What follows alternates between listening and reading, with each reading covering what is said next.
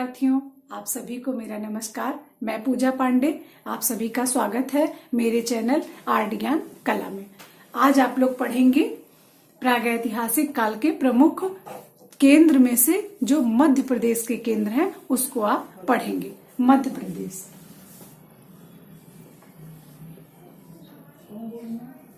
मध्य प्रदेश के अंतर्गत कितने क्षेत्र आते हैं? देखिए, भीमबेटका,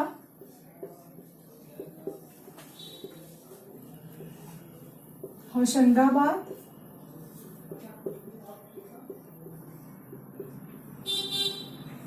आदमगढ़,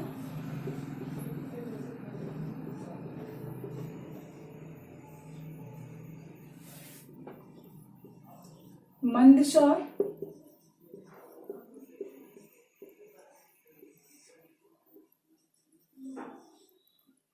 पंचमढ़ी,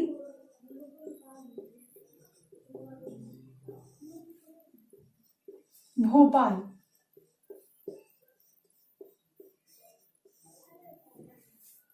तो देखिए, इतने मध्य प्रदेश के अंतर्गत क्षेत्र आते हैं जो आपको अच्छे से पढ़ने हैं। देखिए, आपके टीजीटी चाहे पीजीटी चाहे प्रवक्ता कोई भी परीक्षा हो, एलटी, सभी में प्रागैतिहासिक काल के केंद्र जरूर पूछे जाते हैं। इसीलिए देखिए, आप लोगों के फोन आते हैं तो आप लोग कहते हैं कि इसका सिलेबस मैम क्या अलग है, उसका सिलेबस क्या अलग है। देखिए, पढ़ने से पहले आपको सिलेबस की पूरी जानकारी होनी चाहिए। ठीक, आप सिलेबस रीड करिए, उसको एक जगह पेस्ट कर दीजिए और तब अपनी पढ़ाई करिए। और देखिए, जितना आप पढ़ते जाइए उतना आप टिक करते जाइए। फिर आपको पता चलेगा कि मैंने क्या पढ़ा है, क्या नहीं पढ़ा है और मुझे कितना अभी और पढ़ना है। ये पढ़ने का ट्रिक होना चाहिए। देखिए, अगर आप इस तरीके से पढ़ते हैं तो आपको पता चलता रहता है कि क्या छूटा है, क्या नहीं छूटा है। ये हमारी बहुत ही इम्पॉर्टेंट गुफा है। मध्य प्रदेश के जो क्षेत्र हैं, मध्य प्रदेश की जो गुफाएं हैं वह बहुत ही मोस्ट इम्पॉर्टेंट हैं। और उसमें भी मोस्ट इम्पॉर्टेंट गुफा कौन सी है? भीमबेटका, पंचमढ़ी। देखिए, भीमबेटका, पंचमढ़ी, ये दोनों मोस्ट इम्पॉर्टेंट हैं। देखिए, इसके लिए थोड़ा सा मुझे टाइम लगेगा क्योंकि एक एक वीडियो बनेगा इसके लिए। जैसे पंचमढ़ी, जैसे आज मैं भीमबेटका पढ़ाऊंगी, अगले नेक्स्ट वीडियो में मैं पंचमढ़ी पढ़ाऊंगी।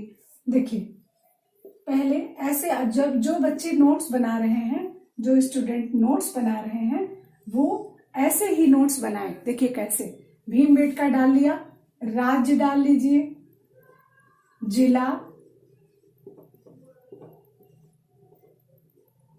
खोज, खोजकर्ता,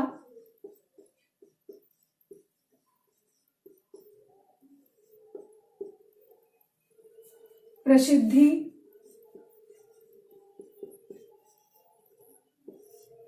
गुफाएं, ऐसे कुल गुफाएं एक तरफ चित्रित गुफाएं।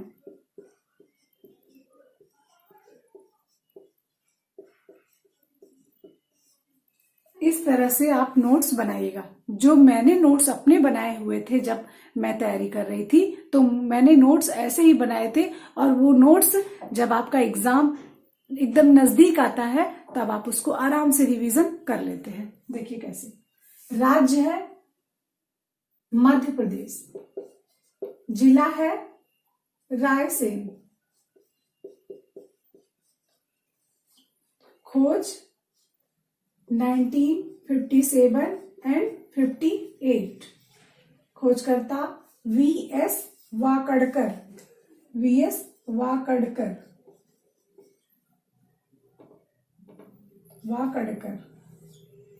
इनका पूरा नाम है विष्णु श्रीधर वाकड़कर।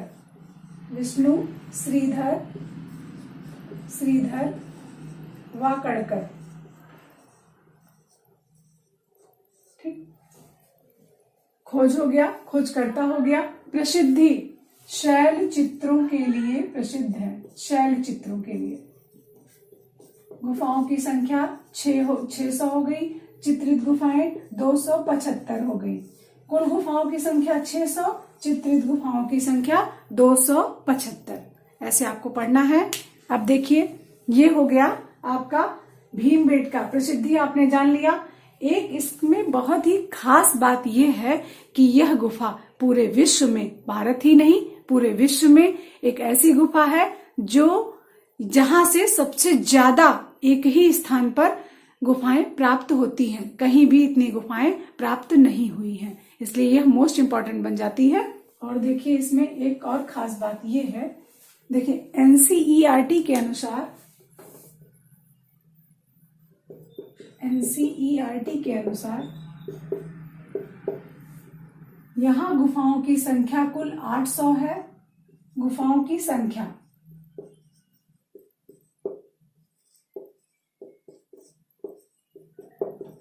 कुल गुफाओं की संख्या कितनी है? 800 है।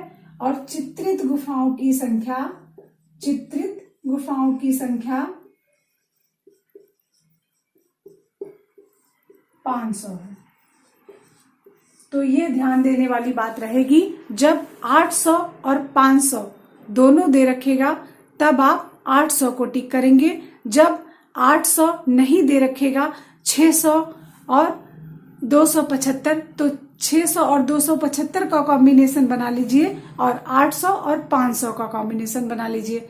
तो इस तरह से अगर दोनों ऑप्शन में रहता है तब आप एनसीईआरटी को ज्यादा प्रायोरिटी देंगे। ऐसे ही आपको क्वेश्चन सॉल्व करना है। देखिए, पढ़ते सभी लोग हैं, जब हम अच्छे से आंसर को दे नहीं पाते हैं वहीं हम लोग नीचे हो जाते हैं। ठीक है, तो आपको यह पहले जानना होगा कि आंसर हमें कैसे देना चाहिए। अगर ऑप्शन, देखिए पढ़ना, एक विस्तार से पढ़ना अलग बात होती है, कंपटीशन में बैठ के एग्जाम देना अलग बात होती है। तो जब आप जैसे एक मिलता जुलता आंसर है तब आप क्या करेंगे, उस कंडीशन में आप क्या करेंगे, तब ये चीजें मैं यहाँ पर अपने बोर्ड पे बता दूंगी, आपको बता रही हूँ। हर वीडियो में मैं लमसम बता देती हूँ कि अगर ये ऑप्शन रहेगा तो ऐसे आंसर देना है, अगर ये ऑप्शन रहेगा तो ऐसे आंसर देना है। आप लोगों के कमेंट्स आ रहे हैं, मैम आपकी बुक कब तक आ जाएगी? तो आप लोग बहुत ही धैर्यता के साथ पढ़ते रहिए, आगे बढ़ते रहिए। मेरी बुक बहुत जल्द ही आपको ऑनलाइन ही अवेलेबल रहेगी, मार्केट में मेरी बुक नहीं जाएगी। इसलिए आप लोग थोड़ा सा जो मैं पढ़ा रही हूँ उसको बहुत अच्छे से पढ़िए, और मेरी जो बुक रहेगी वह एकदम प्योर एथेंटिक रहेगी, गलत नहीं रहेगी, क्योंकि मैंने एविडेंस बहुत अच्छी अच्छी बुकों के लगा रखे हैं। अच्छी बुकों से ही मुझे सफलता मिली है, इसलिए वही सामग्री मैं आपको भी प्रस्तुत करूंगी। बहुत बहुत धन्यवाद आप लोगों के कमेंट्स के लिए, आप लोगों के लाइक के लिए। आप सभी को बहुत बहुत धन्यवाद। पढ़ते रहिए, आगे बढ़ते रहिए। इसी शुभकामना के साथ अगले वीडियो में मैं आपसे फिर मिलूंगी। नमस्कार।